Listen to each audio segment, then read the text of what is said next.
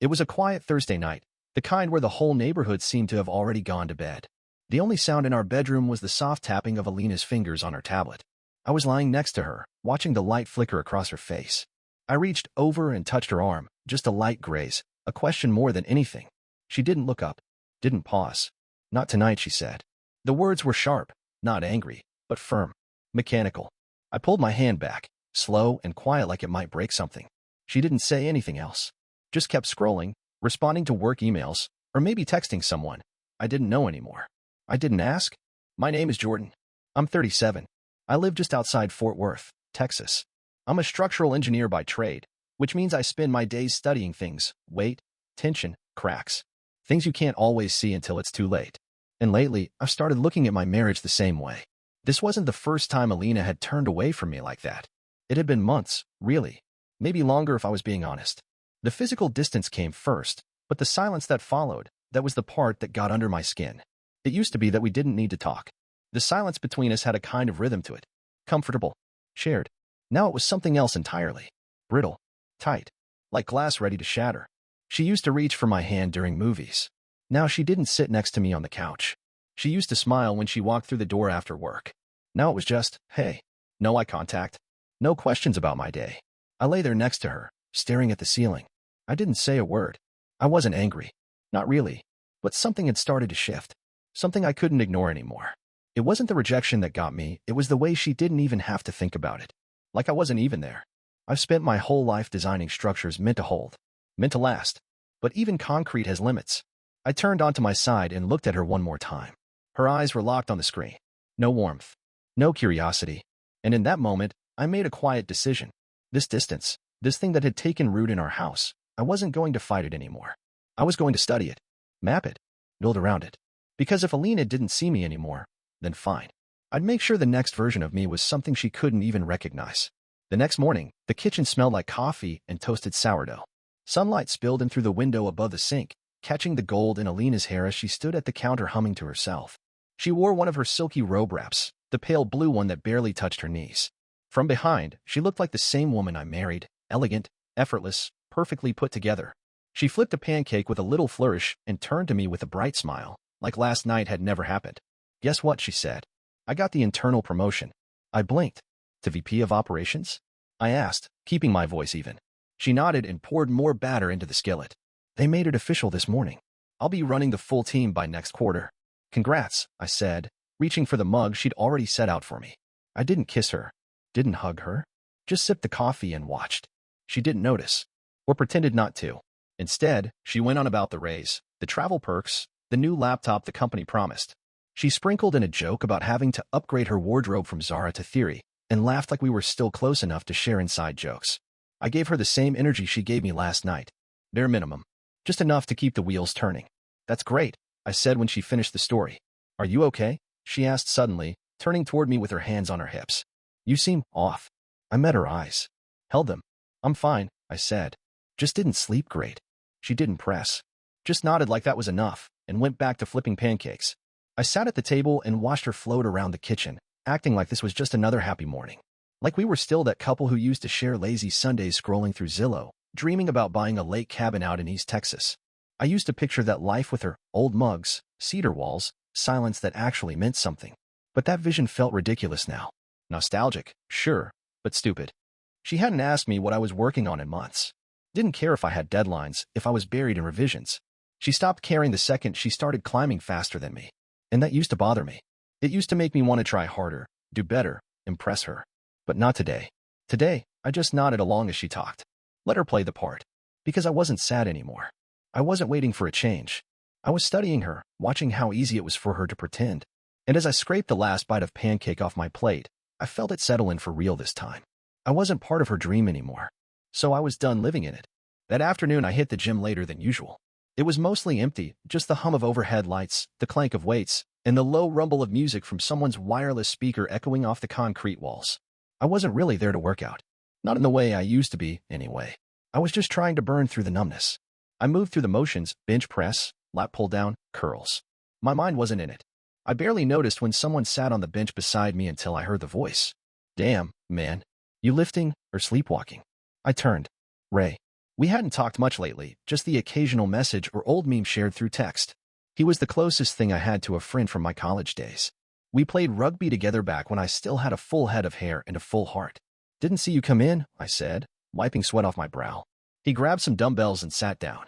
"You look like hell. Trouble at home?" I gave a half laugh, shook my head. "Something like that." He raised an eyebrow but didn't push. That was one thing I liked about Ray. He never pried unless you opened the door yourself. We lifted in silence for a bit, grunting between sets, catching our breath. Then he tossed his towel aside and leaned against the wall. "You and Alina okay?" he asked finally. I stared at the floor for a beat, then looked up. "She hasn't touched me in 6 months. He didn't flinch. Didn't give me some pep talk or say something dumb like, "It's just a phase." He just let it hang in the air until I continued. "I keep trying. I mean, did try. But it's like I don't even exist to her anymore. She's polite, mechanical, but there's nothing behind it." Ray nodded slowly, jaw tight. "You think it's someone else?" I shrugged. "I used to think no.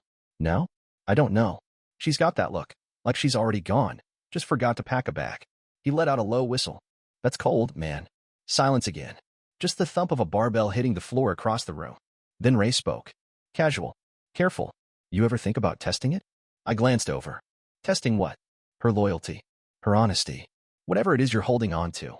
I didn't answer right away, but something in his tone landed deeper than I expected. He wasn't being cruel. He was being real. And deep down, I knew I already had my answer. But hearing it out loud, saying it to someone who didn't flinch, that gave me clarity. I wasn't going crazy. I wasn't just paranoid. And maybe it was time I stopped playing the fool and started paying attention. That night, Alina fell asleep with her tablet still glowing on the pillow beside her.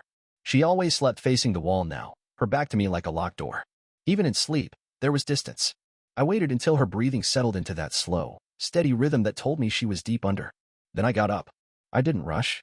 No shaking hands, no second guessing. I moved like I was reviewing a blueprint, carefully, methodically. In the office, I powered on my desktop. No sound, just the hum of the tower and the faint tap of keys. The phone syncing app I'd downloaded a few days earlier was ready. All it needed now was a physical connection, 30 seconds of access to her phone. Back in the bedroom, I picked up her phone from the nightstand. Her screen lit up with her face. No password needed. She didn't know how careless she'd become. I plugged the phone in and waited. No guilt. No adrenaline. Just a strange calm, like I was finally doing what I should have done months ago. By the time the sync was complete, it was past midnight. I slipped her phone back where it was, made sure the screen was dark, and returned to the office.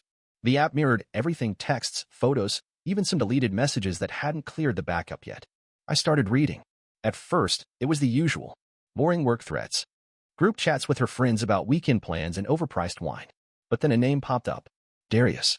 The tone was different. Not vulgar, but playful. Familiar. Too familiar. "Darius, you always look good in navy. But that green dress yesterday? Damn. Alina. Ha. You're lucky I like compliments from people who know how to give them right. Darius, maybe next time I'll compliment you in person, without an office in the way. Alina. Careful. I might hold you to that." The texts didn't stop there. Flirtation turned into plans. Plans turned into confirmations. Confirmations into memories of things I hadn't even known she was missing. Lunches that turned into afternoons. Afternoons that didn't line up with what she'd told me. I clicked through each message like I was cataloging evidence. I highlighted timestamps. Saved screenshots. Filed them into a folder named simply Alina. By the time I finished, my eyes burned from the screen. But my chest? Still calm. Because the ache I used to feel, the confusion, the shame, the self-doubt was gone. Now I had facts. Alina wasn't just emotionally checked out. She had exited the building months ago. She just left me sitting in the lobby, holding the coat. I didn't cry. I didn't smash anything. Instead, I sat there and opened a spreadsheet. And I began logging everything. Date. Time. Message. Location. Line by line. I wasn't her husband anymore. I was her historian. Friday night. She wore heels. Not the usual blocky ones for work. These were tall and sharp and meant to be seen. Her makeup was heavier than normal. Her perfume a little louder. Her lips, deep red.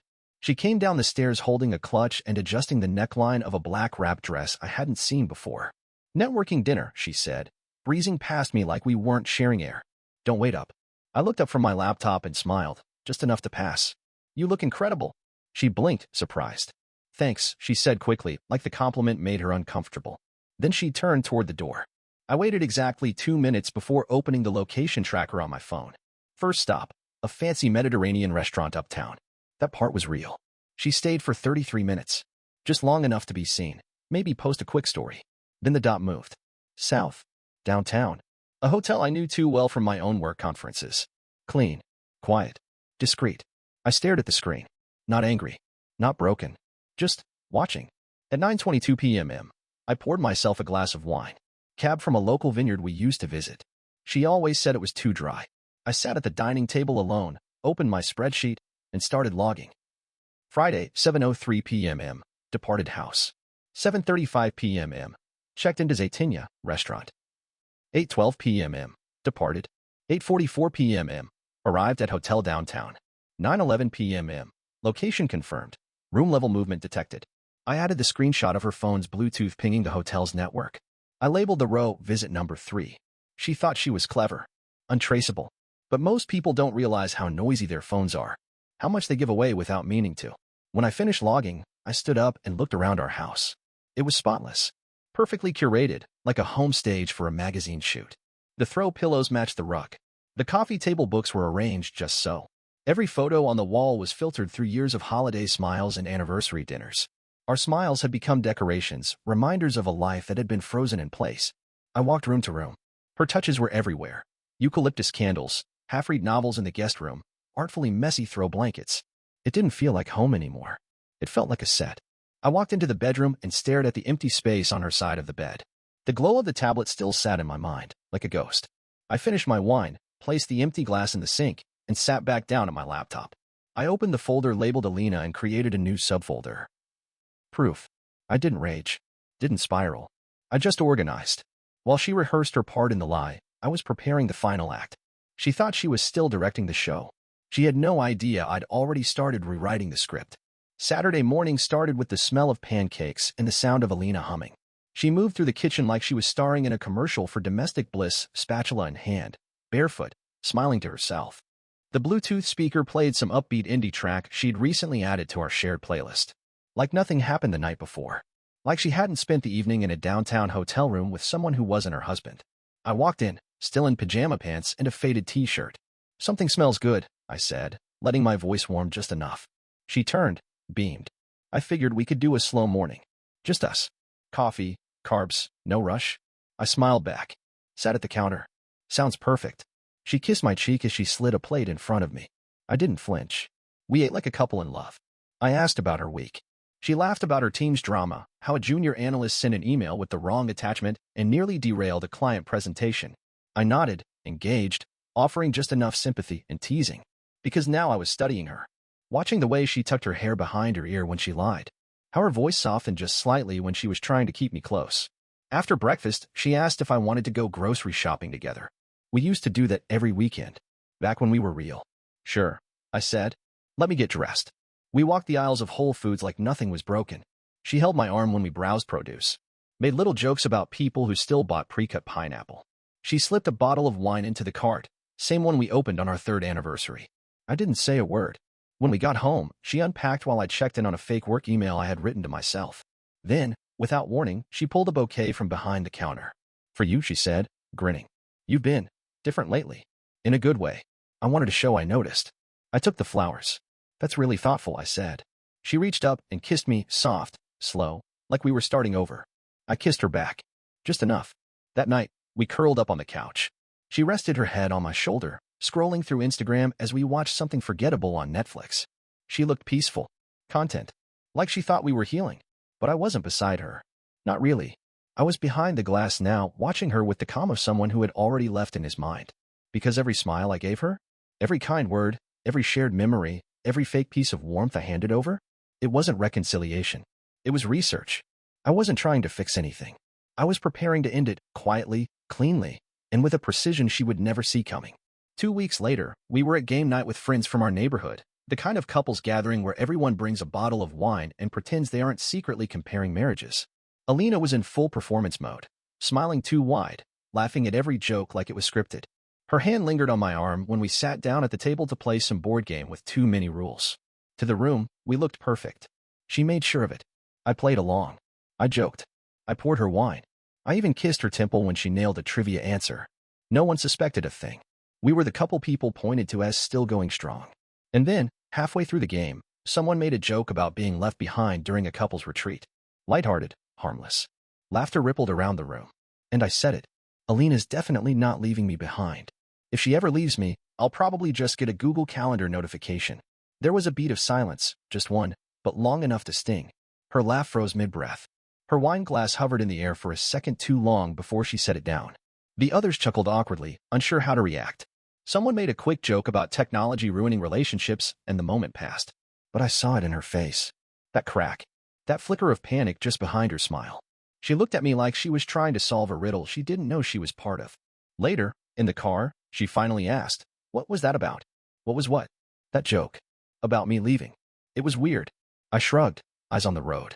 "Just something I've been thinking about lately." "Thinking about? Me leaving you?" "No. Just seeing things more clearly." She stared at me, her mouth a thin line. "You've been different lately." "Have I?" "Yes. You're either really happy or really distant. I can't figure out which." I didn't answer. At home, she followed me into the kitchen. "Jordan, seriously, what's going on?" I opened the fridge and grabbed a bottle of water.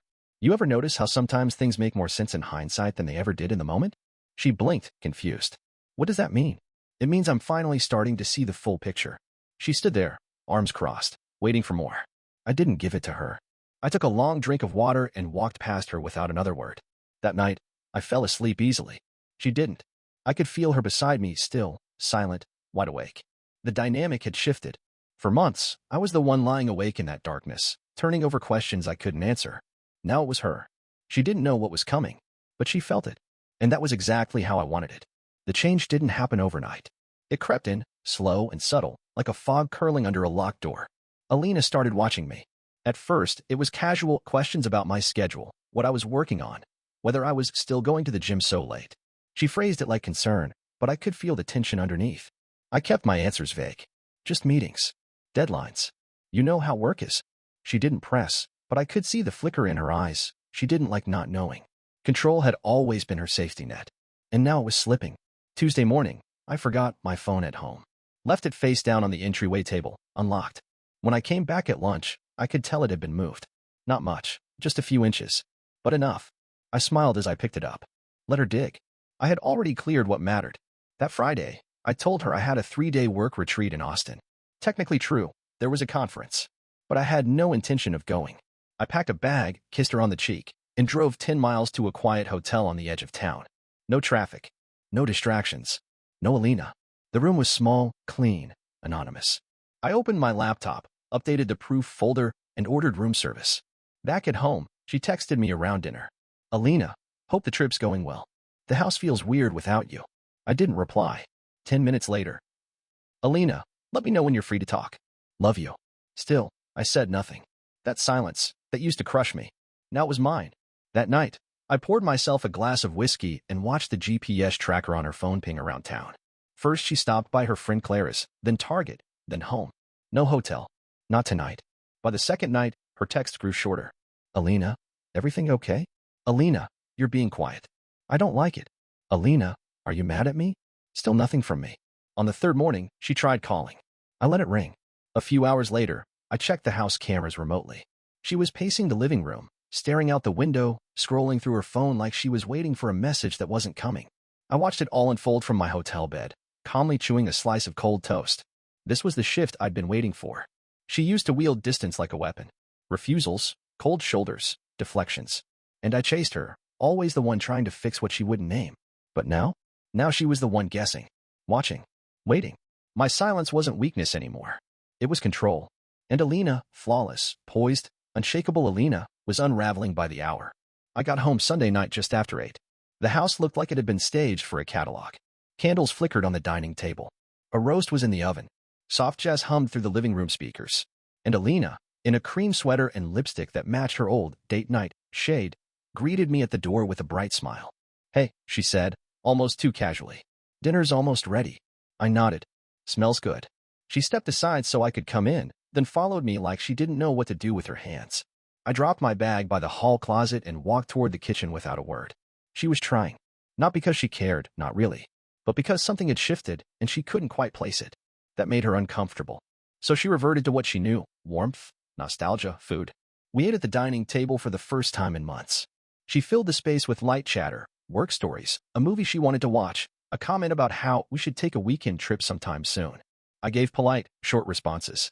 Smiled at all the right moments. It was polite, civil, hollow. After dinner, she handed me a slice of pie with too much whipped cream and asked, "Are we okay?" I looked at her for a long second, then smiled faintly. "We're fine." She nodded, lips tight. She didn't believe me. The next morning, I was already gone before she woke up. No note. No coffee made. Just silence. At 11:42 a.m., she texted, "Alina, are we going to talk? You've been weird since the conference." I didn't respond. By lunchtime, another text. "Alina, are you seeing someone else?" That made me laugh, just once, short and sharp. I didn't answer that either. Tuesday evening, I got home a few minutes before her. The house was quiet, clean. The perfect setting for the message I'd been planning.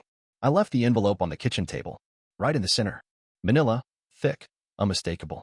When Alina came in, she paused in the entryway, kicked off her heels, and immediately spotted it. She called out, "Jordan," but I didn't answer. I was upstairs, brushing my teeth, calm as ever. She opened the envelope in silence. Inside, signed divorce papers. Simple, unemotional, efficient. No letter, no explanation.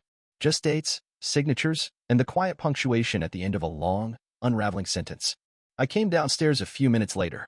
She was still standing there, holding the envelope like it might disappear if she blinked.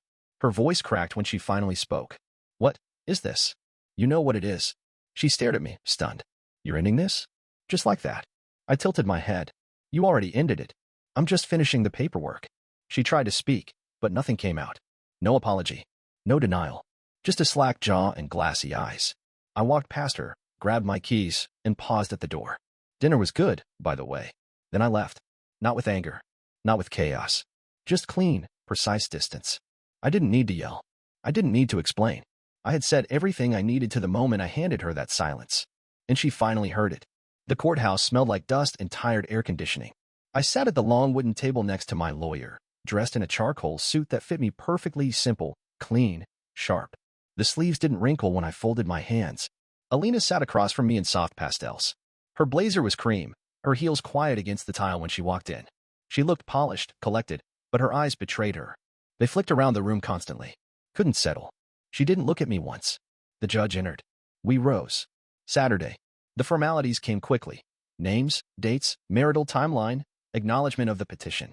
My lawyer opened the binder we had prepared, black leather, thick as a novel. Inside, timestamps, message logs, GPS location reports, synced text threads between Alina and Darius. Every line cataloged. Every hotel visit documented. Every quiet betrayal now on public record.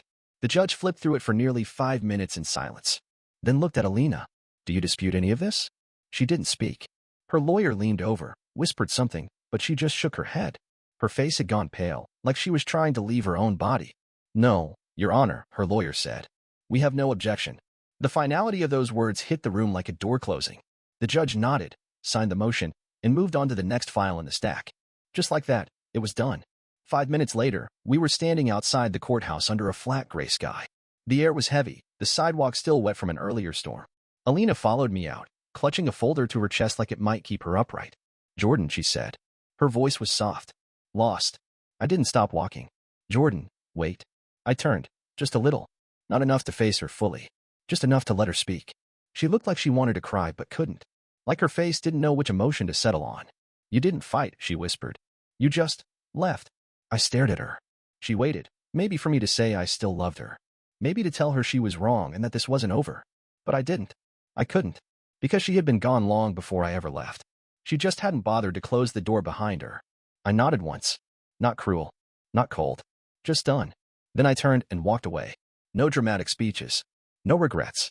No one chasing me into the rain. Back when this started, I used to lie in bed next to her, wondering what I did wrong. Wondering how someone you love could slowly disappear without ever leaving the room. I don't wonder anymore. She built the silence between us. Brick by brick. Gesture by gesture. One cold shoulder at a time. And when she finally realized she was alone in it, when she looked up and saw no one there, it was already too late. Her silence used to be my punishment. Now it was her consequence. I walked to my car and drove away from the building, from the mess, from the version of myself who once believed love was something you had to beg to keep. There's peace in the clean break. There's freedom in no longer needing to explain. And as I pulled onto the highway, I didn't look back. Not at her. Not at the courthouse. Not at anything. Just forward. Where silence finally sounded like relief.